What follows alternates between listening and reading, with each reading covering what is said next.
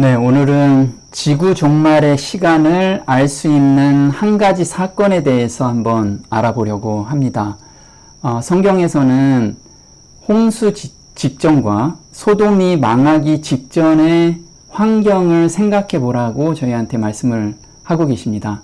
이런 환경이 조성이 되면 예수님의 재림의 때가 가까웠고 또 지구 멸망의 때가 가까이 왔다라는 것을 알고 저희가 하나님께로 돌아가라는 그런 기별을 저희한테 전해주셨습니다. 오늘 그 기별이 어떤 건지 한번 같이 연구하는 시간이 됐으면 좋겠습니다.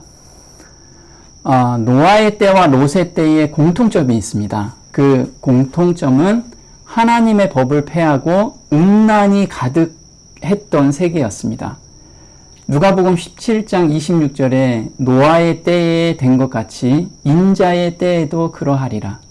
노아가 방주에 들어가던 날까지 사람들이 먹고 마시고 장가들고 시집가더니 홍수가 나서 저희를 다 멸하였으며, 또 노아의 때와 롯의 때가 지금 공통분모가 있는데 28절에 롯의 때와 같으리니 사람들이 먹고 마시고 사고 팔고 신고 집을 짓더니, 이건 우리가 일상생활을 하고 있는 모습이죠.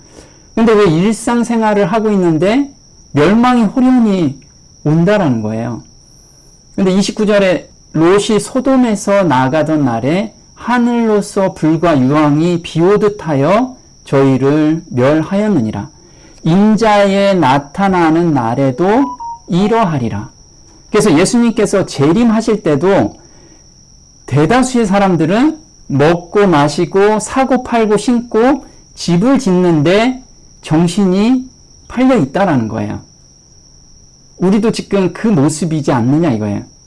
사실 인자의 때, 곧 세상이 멸망하는 때라는 것을 우리한테 계속해서 사건으로 보여주고 있는데, 그 사건을 들으면서 우리는 그냥 먹고 마시고 이 일상생활을 즐기고 있다라는 거예요. 자, 인자의 때에서 베드로후서 2장 5절에 보면요, 경건치 아니하는 자들의 세상에 홍수를 내리셨으며 소돔과 고모라 성을 멸망하기로 정하여 죄가 되게 하사 후세에 경건치 아니한 자들에게 본을 삼으셨으며, 우리한테 이 홍수와 소돔과 고모라의 멸망은 본이 되게 하기 위함이었다라는 거예요.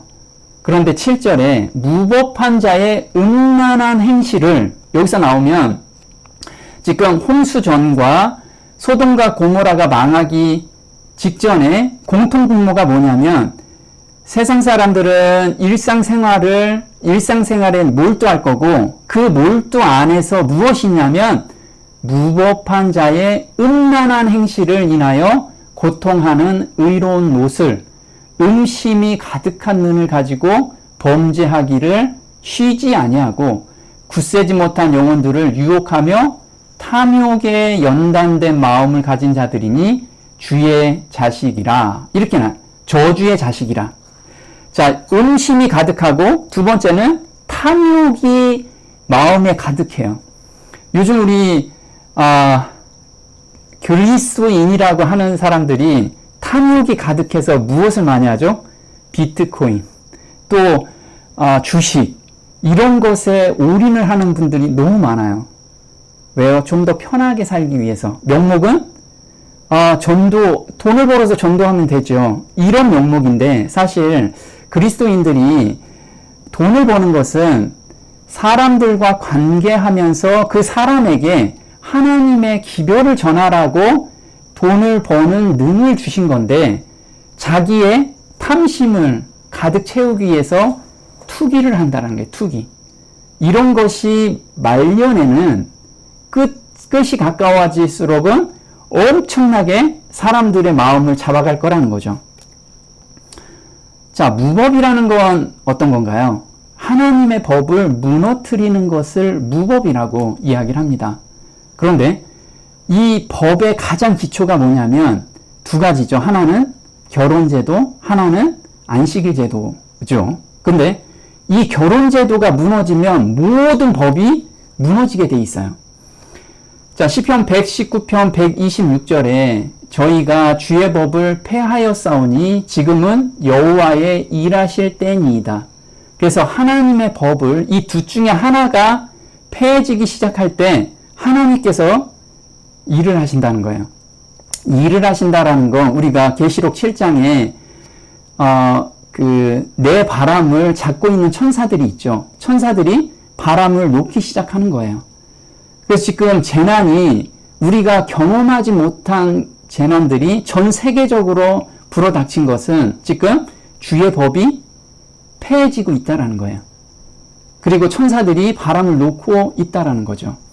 창세기 2장 24절에 이러므로 남자가 부모를 떠나 그 아내와 연합하여 둘이 한 몸을 이룰지로다. 그래서 하나님께서는 남자와 여자를 창조하셨죠.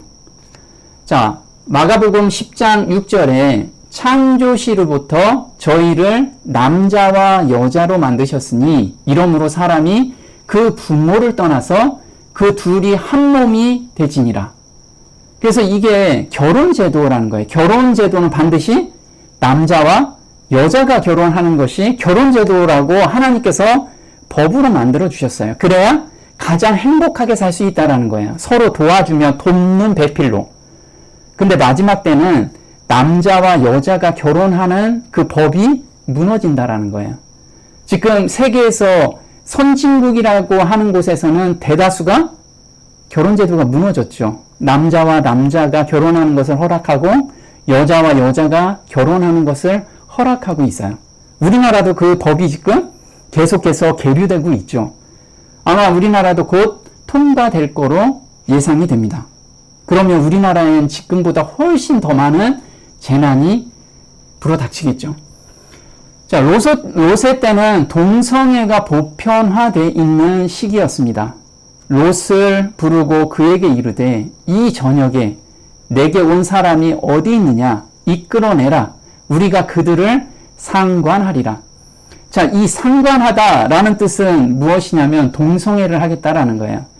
이게 원어로는 야다라고 하고 성적 관계를 가지다라는 뜻입니다. 그런데 이 성적 관계를 가지다란 좀 더 깊숙이 들어가면 남색이나 강간과 같은 성적 도착을 묘사할 때 사용하는 단어라는 거예요. 그래서 이때는 천사가 남자처럼 하고 들어왔는데 남자들이 우리가 관계를 해야겠다. 지금 손님을 끌어내라. 이런 거예요. 그런데 그 주변에 많은 사람들이 몰려 있었죠. 몰려 있었는데 한 사람도 반대하지 않았어요. 왜냐하면 그게 법적으로 이게 일반적인 법이었기 때문에 그때는 동성애가 전혀 문제가 안 되는 법이었어요.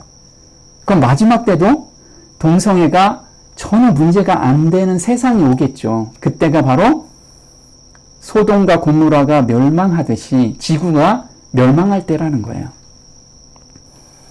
자, 재림 직전에는 남녀 구분이 없어지고 혼돈 상태겠죠. 그리고 동성애가 편만해질 때가 바로 마지막 때라는 거예요.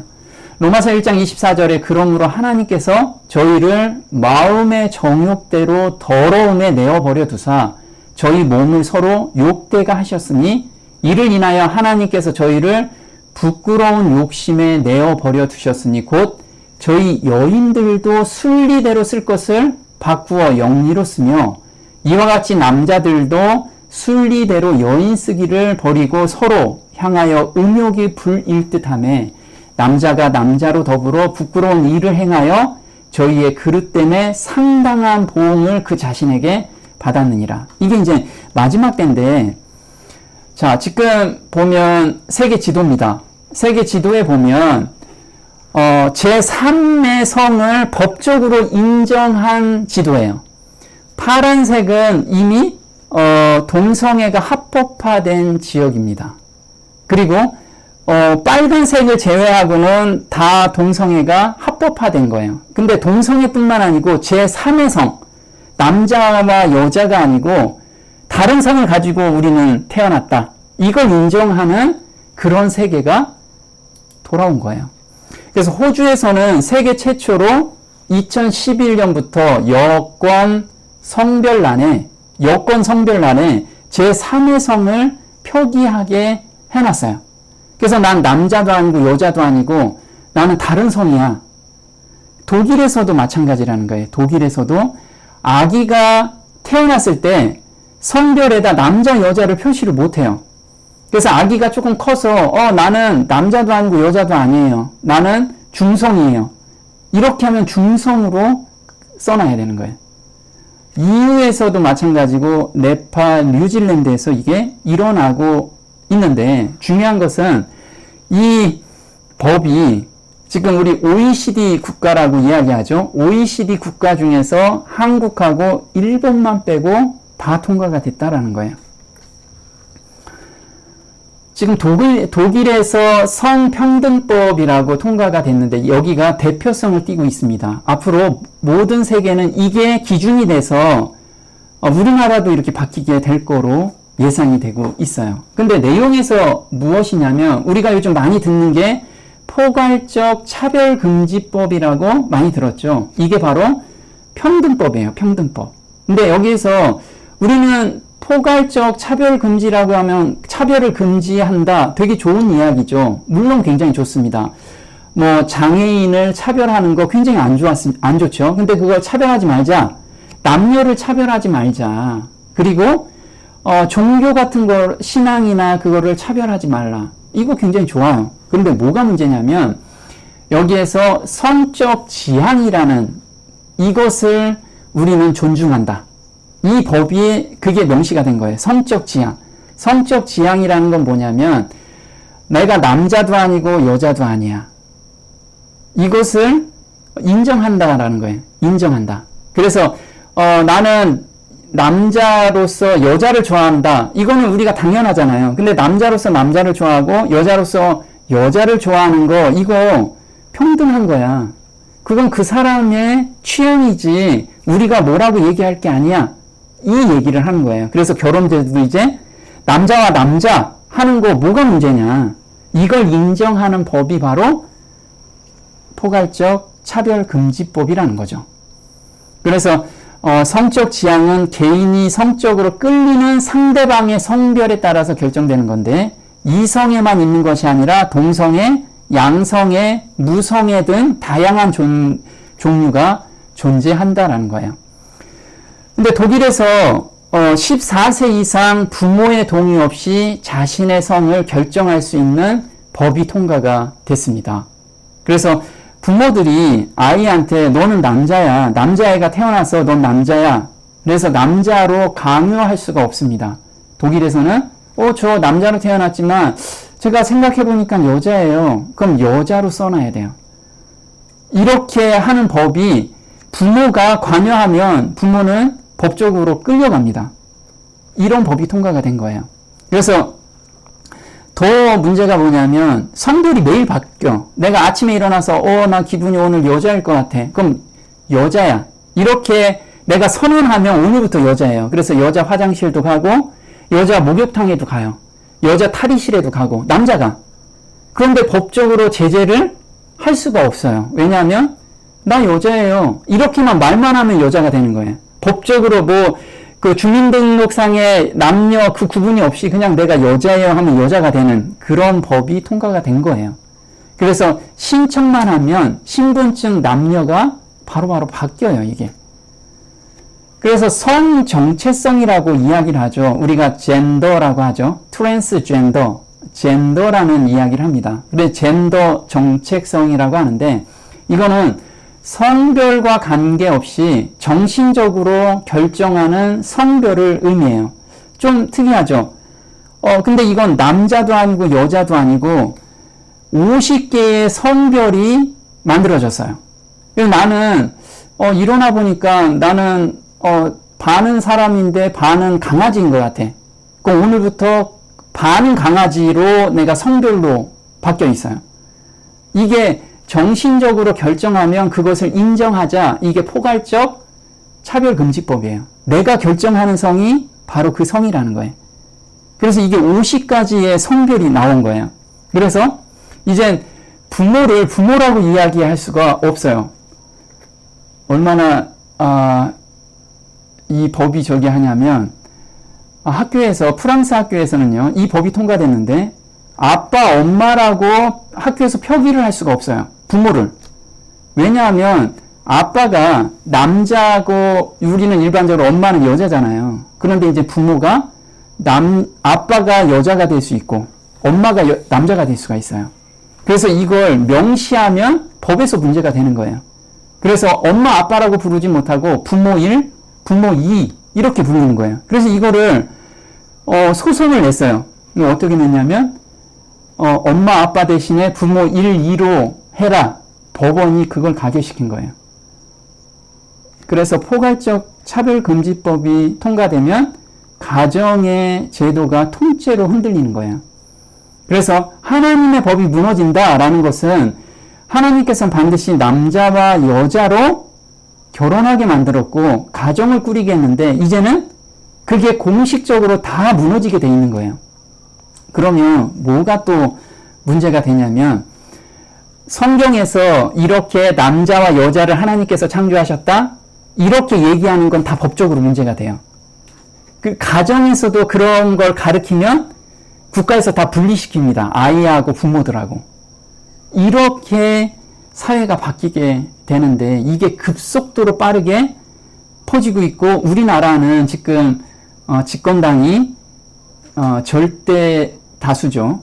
그래서 그동안에 10년 가까이 이 차별적 금지법이 계속해서 계류가 됐는데 계속 차단이 됐어요. 계속 반려가 됐죠. 그런데 지금은 통과될 확률이 굉장히 높다라는 거예요. 자, 그러면 미국에서는 어떨까요? 미국에서는 국가가 조직적으로 아이들한테 성 정체성에 대해서 교육을 시켜요. 너는 남자인데 넌 여자일 수 있어. 그래서 여자로 살 수 있어. 이렇게 유치원 때부터 그렇게 가르치는 거예요. 그러니까 유치원 애들이 조금 성인이 되면 남자인데 나 여자인 것 같아. 그러면 국가에서 수술도 무료로 해줘요. 근데 그 수술을 할 때 부모의 동의를 받지를 않아요. 우리가 어디 아파서 수술할 때 우리는 부모의 동의를 반드시 받아야 되잖아요. 그런데 성전환은 부모의 동의를 받지 않는다라는 것을 법으로 명시해놨어요. 그래서 어느 날 아이가 남자였는데 여자로 온 거예요. 아버지가 그걸 보고 기겁을 한 거죠. 얘가 갑자기 여자로 바뀌어서 왔는데 학교에서는 그렇게 바꾸는데 부모의 동의에 전화 한 통화가 없이 그냥 할 수 있게끔 법으로 통과가 된 것이 바로 현실이라는 거예요, 지금. 그래서 미국에서는 정말 미국하고 이 차별금지법이 통과된 나라들은 지금 완전히 혼돈의 바벨론화된 혼돈 가운데서 지금 지내고 있다라는 거죠. 2009년에 보면요, 성 정체성에 대한 상담을 받을 수 있다는 법안이 통과가 됐는데 12세 이상의 어린이들이 학부모의 동의를 받지 않고서 상담을 받을 수 있어요. 근데 아이들은 하루에서 가장 많은 시간을 선생님하고 보내게 되잖아요. 근데 선생님들이 성 정체성에 대해서 아이들한테 결정하지 마, 니네들은. 지금 생물학적으로 너 남자지만 너 생각에서는 너 여자일 수 있으니까 지금 결정하면 안 돼. 그리고 너 여자야. 이것을 자꾸만 주입을 시킨다라는 거예요. 자, 그리고 2010년에는 유치원부터 12학년까지의 모든 공립학교가 동성애자와 트랜스젠더의 역사를 교과서에 쉽게 해놨어요. 그리고 이 교과서에 쓰는 이유가 뭐냐면 동성애가 나쁜 게 아니야. 트랜스젠더가 자연스러운 거야. 이걸 심어주기 시작한 거예요. 근데 더 놀라운 건 뭐냐면요. 아이들이 이제 정신적으로 혼돈이 왔잖아요. 그래서 생물학적으로 내가 남자인데 남자로 다시 돌아갈래요. 이거 좀 치료해 주세요. 정신이 너무 혼돈스러워요. 그런데 다시 정상인으로 돌아가고자 하는 상담 치료를 차단하는 법안이 통과가 됐어요. 이거 너무 이상하지 않아요? 그러니까 나는 정상으로 돌아가고 싶어요. 그럼 상담을 안 해줘요. 근데 난 젠더로 바꾸고 싶어요. 그럼 선생부터 시작해서 그 의사까지 다 달라붙어가지고 또 수술하고 싶으면 돈까지 다 지원해주면서 이게 국가가 완전히 조직적으로 어린 아이들부터 이걸 지금 완전히 생각을 가져가고 있다는 거예요. 그리고 아이들이 원하면 성별을 바꿀 수 있다는 거죠. 자, 미국의 공교육 교과서에서는 의무적으로 이걸 넣게 돼 있어요. 뭘 넣게 돼 있냐면 성건강 교육 내용은 다양한 성적 지향, 아까 성적 지향이라는 게 나는 남자인데 여자일 수 있어요. 그리고 남자와 남자가 결혼하는 거 이거 아주 좋은 취향이야. 그거 존중해. 이것을 애들부터 공교육 교과서에 집어넣은 거예요. 그래서 동성관계를 반드시 집어넣어라. 그리고 LGBTQ 플러스 이건 뭐냐면 레즈비언의 L, 게이의 G, 양성애자의 B, 트랜스젠더의 T, 그리고 큐어의 Q자예요. 그래서 성적 지향이나 성별 정체성이 이분법적이지 않은 사람들을 포괄하는 용어를 LGBTQ라고 해요. 많이 들어볼 거예요, 앞으로. 왜냐하면 이게 세상에는 지금 보편화되고 있다는 거예요. 그래서 남자와 여자가 아니라는 생각을 가지고 있는 사람의 대표 고유명사가 돼버렸어요, 이게. 근데 여기서 문제는 뭐냐면 남자와 성관계를 해도 이거 병균이 많이 걸리잖아요. 그래서 에이즈가 많이 걸리고. 근데 이거하고는 전혀 문제 없다라는 거. 그런 걸 교육을 시켜요. 한국에도 그런 걸 교육을 시켜요. 동성이 해도 에이즈하고 별 관계 없어. 이렇게 교육을 시키는 거예요. 그래서 이따가 통계자료를 보여드릴 텐데요. 우리나라가 에이즈 환자가 특히 젊은 애들이 폭발적으로 늘어나고 있어요. 지금 엄청나게 늘어나고 있는데 통계 잡힌 것만도 엄청나게 늘어나는데 잡히지 않은 것도 너무 많다라는 거예요, 지금. 왜냐하면 청소년들이 성에 대해서 지금 완전히 기준이 무너진 거예요, 기준이. 근데 미국도 마찬가지라는 거죠. 그래서 미국에서 조사한 자료인데 Z세대는 내가 성소수자입니다. 성소수자. 나는 남자도 아니고 여자도 아니에요. 이런 정체성이 혼돈되는 사람들이 22.3%. 엄청나게 많이 늘어났죠. 그런데 더 놀라운 거는요. 많이 배웠다라는 아이비리그 출신들이 있죠. 그 아이비리그 출신들은요. 10명 중에 4명은 성정체성을 가지고 있어요. 40%가. 그러니까 많이 배우면 배울수록 성정체성에 대해서 관대해지고 있는 거예요. 그러니까 이런 사람들, 아이비리그에 있는 사람들이 다 사회에 나가면 리더급들이잖아요. 다 법적인 정책을 내릴 사람들이에요. 지금 이런 사람들이 법 조계로 다 들어가고 사회 리더급으로 다 들어가요. 그러면 사회에서 어떻게 바뀔까요? 이제 사회에서 이런 성정체성, 성소수자, 그리고 포괄적 차별금지법은 보편화가 된 거예요. 그래서 하나님의 법이 이렇게 남자와 여자로 창조한 것이 무너지니까 성경은 자연스럽게 무너지고 복음은 자연스럽게 들어갈 수 없는 환경으로 만들어져 버린 거예요, 지금.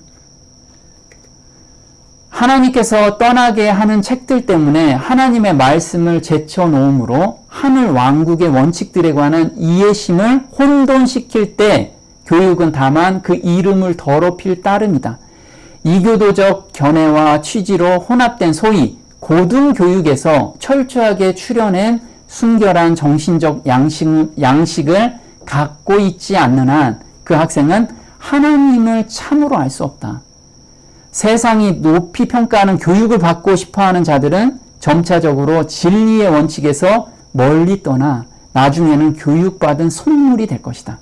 자, 이게 미국만 그럴까요? 한국도요. 지금 차별금지법이 통과만 안 됐죠. 우리 애들이 보는 교과서 있죠. 그 교과서가 지금 다 이 상태로 다 바뀌었어요. 그래서 우리 아이들 정말 초등학교 지금 가는 아이들 이 교육 철저하게 시키지 않으면요. 지금 다 이 세상 풍조에 다 떠밀려 갈 거예요. 왜냐하면 선생님이라는 그 절대 권위가 있죠, 권위.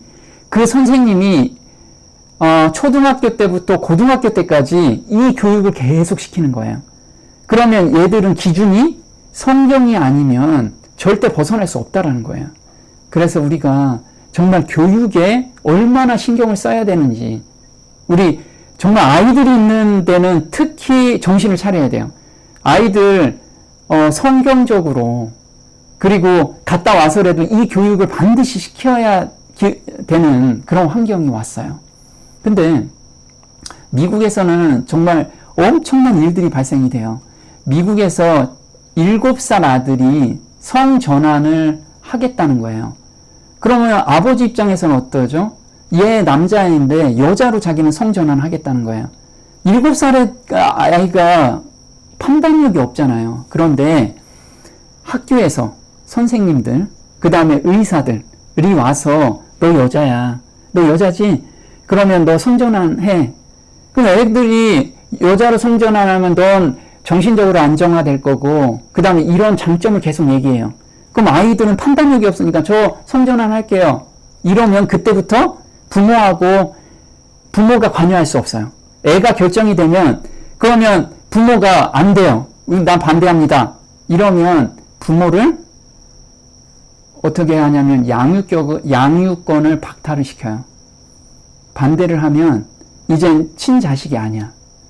이게 법적으로 지금 엄청난 일들이 미국에서 각 처에서 이런 것들이 일어나고 있는 거예요. 자, 미 캘리포니아 주에서는 부모 양육권 위협하는 자녀 성별 인정법을 통과시켰어요.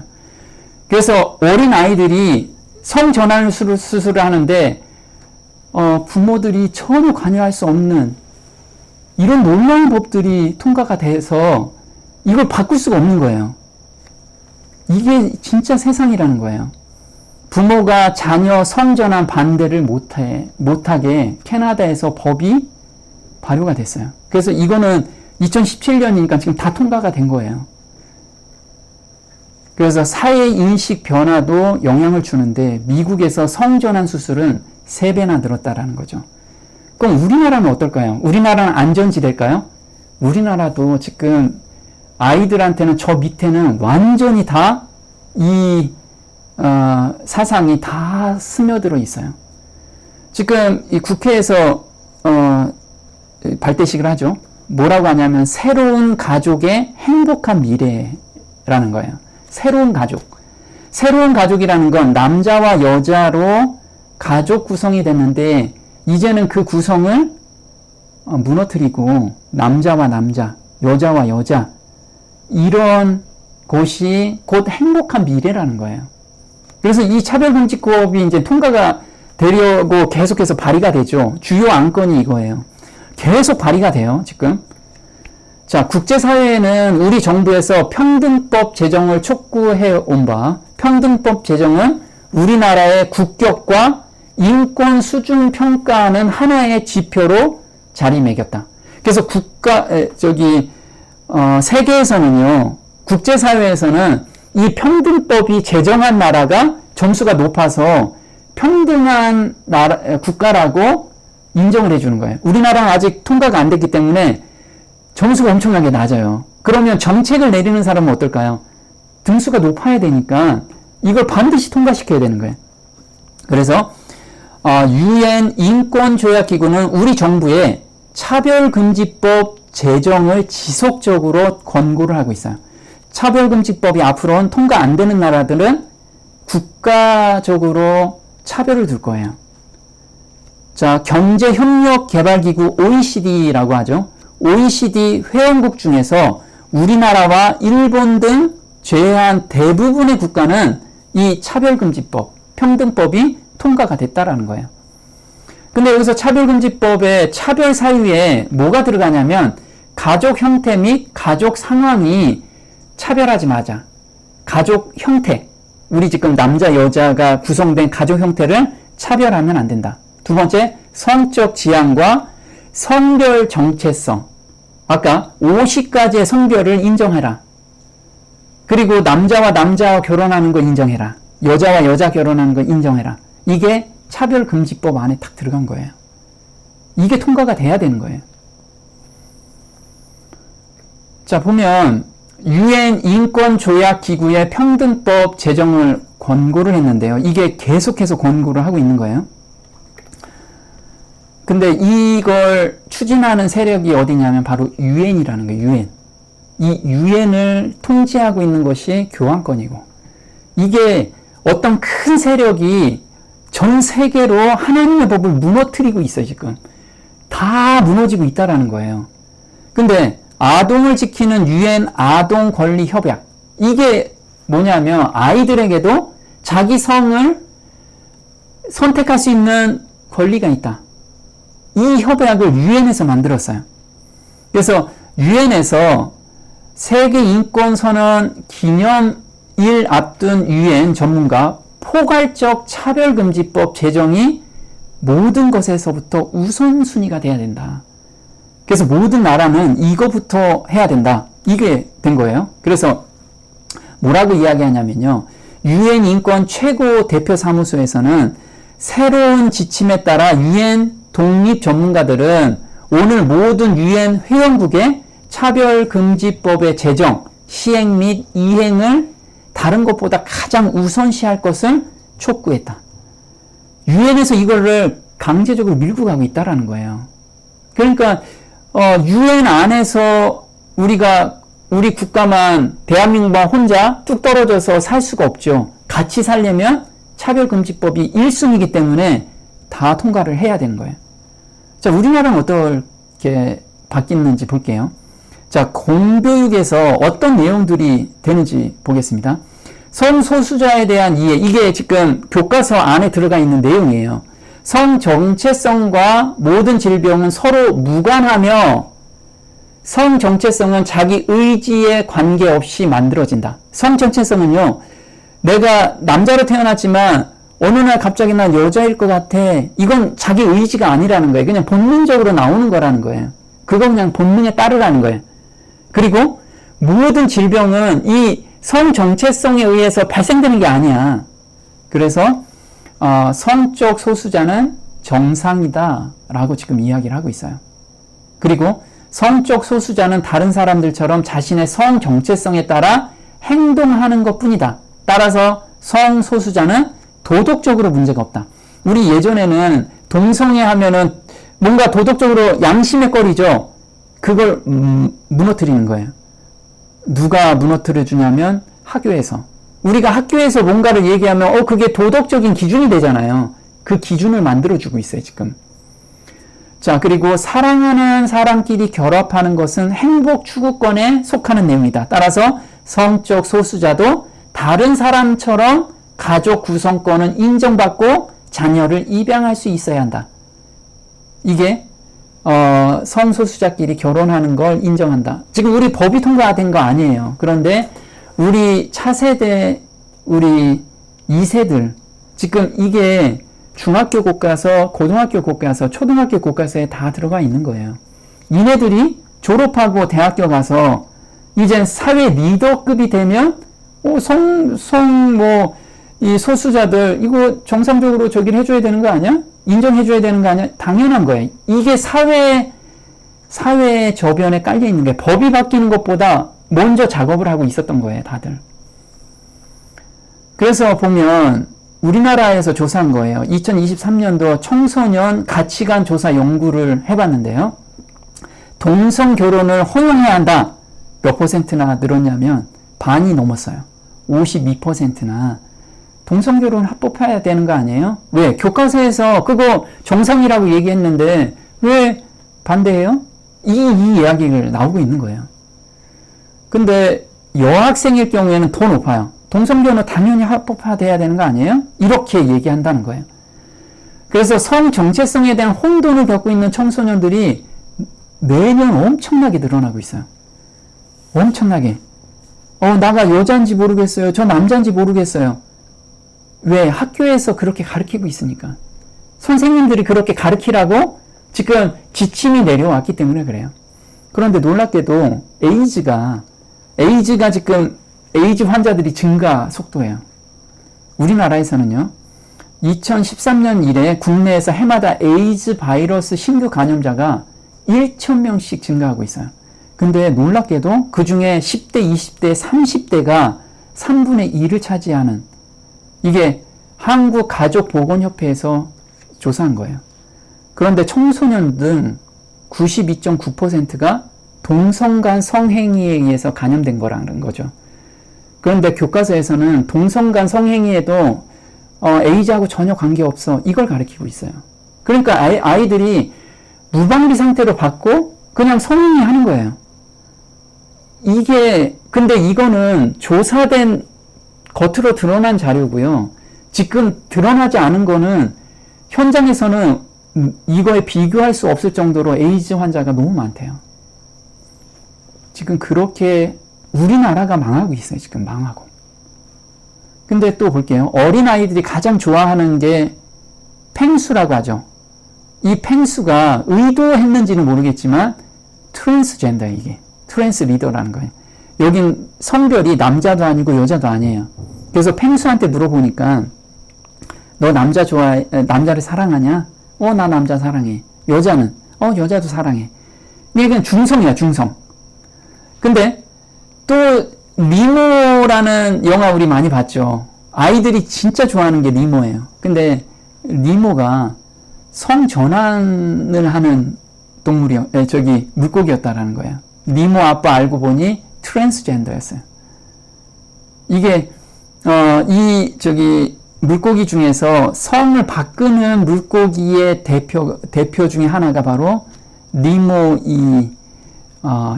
흰동가리 물고기라는 거예요. 이게 아이들의 사상에 딱 들어와요. 지금 우리나라에서도 법적으로 성전환 수술 앞둔 남성인데 아침에는 남자였다가 저녁에는 여자로 바뀌어 있어요. 이렇게 되는 게 법적으로 인정이 됐어요. 법원 성전환 수술 안 받아도 법적 성별 정정을 허가한다. 그래서 법적으로 난 이제 성별이 여자입니다. 그러면 너가 정체성이 여자냐? 그럼 그게 그렇게 사는 사람들은 여자로 바꿔준다라는 거예요. 이게 법원으로 통과가 됐어요. 자, 청소년들의 사상을 통제하고 유엔을 컨트롤하고 있는 교황청이라는 거죠. 유엔 세계 청년의 날 맞아 초월 성회로 열린 교육 강조했어요. 요즘 교황권들이 무엇을 하냐면 청소년들을 모아서 잼버리 대회 같은 걸 해요. 전 세계적으로. 거기서 무엇을 가르치냐 이거죠. 평등에 대해서, 자유에 대해서, 인권에 대해서 교육을 시키는 거예요. 너희들의 성은 너희들이 바꿀 수 있고 성차별은 하면 안 된다. 이것을 차세대 리더들한테 계속해서 지금 주지시키고 있다는 거예요. 보면 교육의 변화와 혁신. 근데 여기서 강조하는 건 뭐냐면 우리가 젊은 세대에서 들고 일어나야 된다. 이걸 지금 이야기를 하고 있어요. 그래서 교황청 대표단 세계 청소년회 재정 지지하죠. 자, 사회 쇄신과 평화 발전에 공헌할 수 있도록 청소년들이 큰 소리를 내야 된다. 이걸 이야기를 하고 있어요. 그래서 교황 39차 세계 젊은이의 날 담화에서 아무것도 하지 않는 권태보다는 힘들어도 걷는 게 낫습니다. 그래서 여기서 불평등, 빈곤, 인권과 피조물 착취 등으로 지금 큰 대가를 치르고 있는데 젊은 세대들이 일어나서 적극적으로 참여해야 된다. 이걸 지금 이야기를 하고 있어요. 이게 2025년 7월 29일에 전 세계 50만 젊은이들이 로마에서 젊은이들의 희년을 개막했어요. 이게 로마 교황청에서 지금 주도하고 있죠. 근데 여기에서 교육받는 것들이 이런 거예요. 불평등에 대한 거. 전 세계적으로 전 세계에 있는 차세대 리더들을 불러내는 거예요. 이게 2027년도에 한국에서 이게 개최가 되죠. 의미가 있는 거예요. 그래서 새 교황 레오 14세는 이 사상을 자기는 전수 그대로 진행한다라고 하죠. 자, 사단의 세력의 깃발 아래 모이는 것을 볼 때, 자, 지금 전 세계가 한 곳으로 다 모이고 있어요. 이때 이런 사건들을 보게 된다면 우리는 십자가 밑에 모여야 할 때라는 거예요. 사단의 대리자들은 계속 일하고 있다. 그들은 하나님의 율법을 대항하는 반역의 씨를 뿌리고 물을 준다. 그리고 사단은 반동의 검은 깃발 아래로 영혼들을 한데 모으고 있다. 지금 한데 모으고 있는 것을 우리가 눈으로 보죠. 사단은 순결함과 거룩함을 거스리는 투쟁을 하기 위해서 인간과 동맹을 체결하였다. 그는 부지런하고 참을성 있게 일함으로 그와 동맹을 맺은 사람의 수를 증가시키고 있다. 사단은 지금 온갖 방법을 통해서 자기 밑으로, 자기 사상으로 지배하고 있어요. 이때 우리는 예수님의 깃발 아래 모여야 할 때예요. 그럼 깃발 아래 모이는 것이 무엇인가? 땅의 거민들에게 여호와의 큰 날에 관한 경고를 바라기 위하여, 또 적의 요새들을 정복하기 위하여 주를 사랑하는 모든 사람들이 임마누엘 왕의 피 묻은 깃발 아래로 모이도록 하기 위하여 싸워야 할 큰 싸움이 있지만, 이 싸움에 우리는 주전부대가 아니다. 자, 지금 사단이 전 세계 사람들을 다 모으고 있는데 우리 힘으로 이건 불가능한 일이죠. 그래서 주전부대는 우리가 아니에요. 우리 대신에 싸울 분이 있다라는 거예요. 그분을 믿고 우리가 가야 되는 거죠. 우리는 하나님의 대리자로서 우리 자신을 주께 굴복시켜야 한다. 자, 우리가 회개를 할 때라는 거예요. 이때 생명의 왕은 그 일의 선두에 서 계신다. 그분은 매일 그대가 자아와 싸울 때 우리와 함께 계실 것이다. 지금 우리가 해야 될 일은 죄된 마음에서 회개하고 돌아서서 새 마음을 받는 그 싸움, 하나님의 말씀에 순종하는 그 싸움을 하는, 순종하는 마음에서 돌아서려는 마음과 싸우는 그 싸움을 오늘 하고 있으라는 거예요. 그리고 여호와의 큰 날에 대한 경고를 우리는 바라야 된다라는 거예요. 이 시점에 우리가 와 있다라는 거, 우리는 항상 생각하면서 오늘 정말 하나님의 기별과 이 마지막 날에 일어날 일과 이게 너무 가까이 와 있고, 그리고 주변 사람들 멸망으로 가고 우리 어린애들이 벌써 모두 이 덫에 빠져 있는 그 안타까운 모습을 보고 우리가 어떻게 하면 이 사람들한테 하나님의 참 복음을 전할 수 있을까? 여기에 시간을 많이 투자하라는 거예요. 마지막 때이기 때문에. 그래서 저희가 정말 이 하나님의 말씀을 가슴에 두는 그 하루로 살았으면 좋겠습니다. 오늘 여기까지 하겠습니다.